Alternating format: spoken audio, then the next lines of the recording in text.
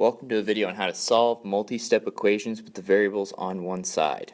Now, before we actually get started in this lesson, I'm going to tell you, I'm not showing you how to do every single problem here. I'm going to show you some different scenarios of things that happen in certain problems, and you're going to use your knowledge later to look back and go, okay, that looks similar. This is what we do here using our one-step equations, solving our distributive property knowledge and our order of operations knowledge in order to solve all of our future equations.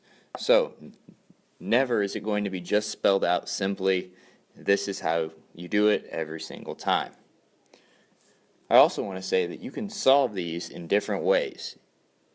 You don't have to solve it the way that I solved it. As long as the way you solved it works and makes sense and you can justify your answers and how you get it, that's fine. So, we're going to start here on the left with our 2 times x plus 4 equals 20 minus 4. The first thing you need to look at every time you're solving an equation is everything simplified on each side of the equal sign. Our equal sign is like a barrier separating the two sides of our equation. It separates our two expressions. We want both expressions to be simplified.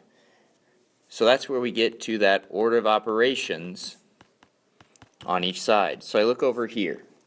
I have 2 times x plus 4. Now we know from previous lessons we cannot combine using addition or subtraction a variable and a number. So that side is simplified. We look over here. I have 20 minus 4. 20 subtract 4. I can do 20 subtract 4. So what I'm going to do is I'm going to rewrite this whole thing. And now I'm going to do the 20 subtract 4 and I get 16. So now I can solve this because my 16 is as simplified as I can get. So now I'm going to move things from one side to the other. And I always like to work away from the variable first.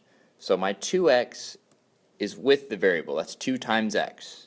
So I'm going to move this plus 4. When I say move, move means opposite. So the opposite of adding 4 is subtracting 4. So remember, we want to use these to get to a 0.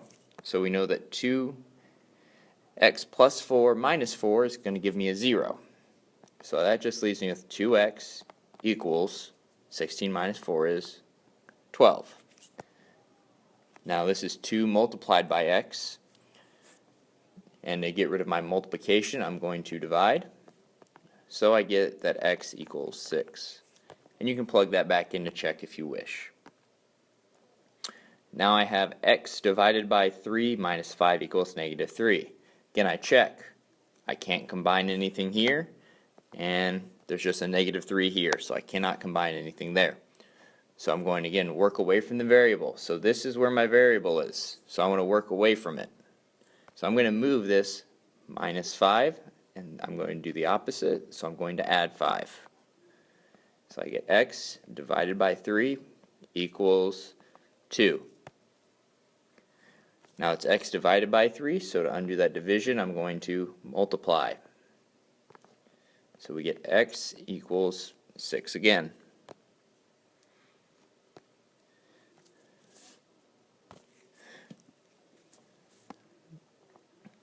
So now we're starting on the left again. We look. Is this simplified all the way? This is not simplified all the way. I see here that I have a 4 with a parentheses, 2 times x minus 2, close parentheses, plus 2x. So I need to simplify this using order of operations. First things first, I look at my parentheses. I cannot do a 2 times 2 multiplied by x minus 2.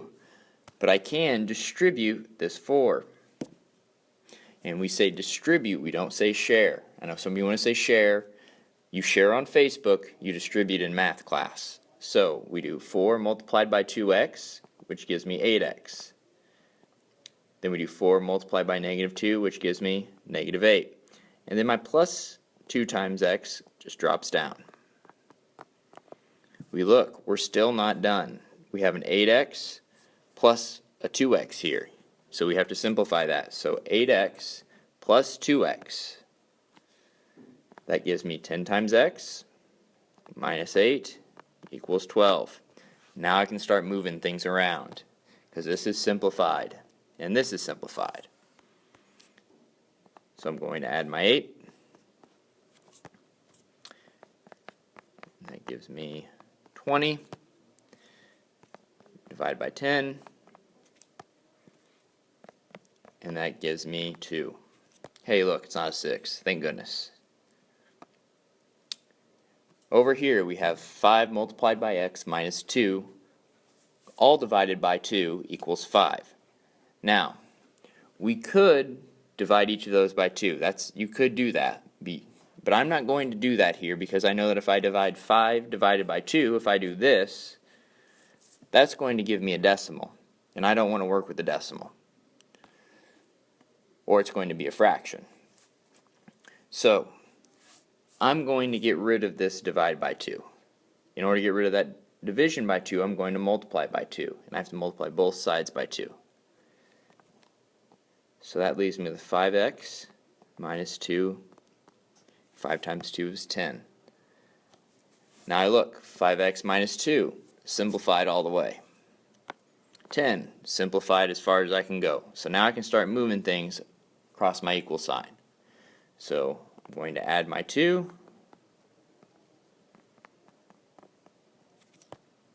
Then I'm going to divide by 5. Then I'll get x equals 12 over 5, 12 divided by 5 as my fraction, or if you want to put that as a decimal, it would be 2.4. I'm okay with either. So the next 4 problems I'm going to have you work on your own. So here are these 2 now, so go ahead, pause the video and try to do these on your own. Okay, so here's the solutions to that. Check yours with mine. After you're done, we're going to go ahead and pause the video to do that. Move on. Here are 2 more problems for you to try, so go ahead and pause the video, try these now. Alright, so here are the solutions to that. Check your answers, and when you're done, this video is done.